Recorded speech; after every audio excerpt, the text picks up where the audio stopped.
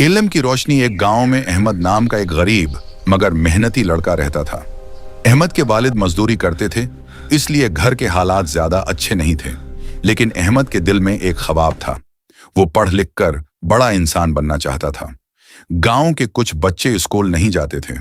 वो अहमद का मजाक उड़ाते और कहते, पढ़ लिख कर क्या करेगा, आखिर में मजदूरी ही करनी है।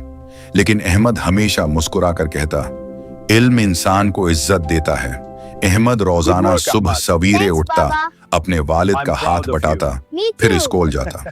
कभी कभी उसके पास किताबें खरीदने के पैसे भी नहीं होते थे, मगर वो अपने उस्ताद से किताबें लेकर पढ़ता था। उसके उस्ताद अक्सर कहते, बेटा, इल्म ऐसी दौलत है जो कोई चुरा नहीं सकता। वक्त गुजरता गया, अहमद ने मेहनत जारी रखी।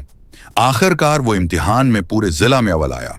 गांव के वही लोग जो उसका मजाक उड़ाते थे, आज उस पर फख्र कर रहे थे। चंद साल बाद अहमद एक बड़ा अफसर बन गया।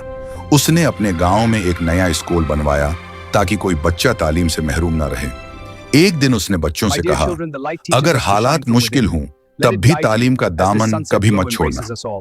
कामयाबी इन्हीं को मिलती है जो साबित कदम रहते हैं। सबक: तालीम जिंदगी बदल देती है।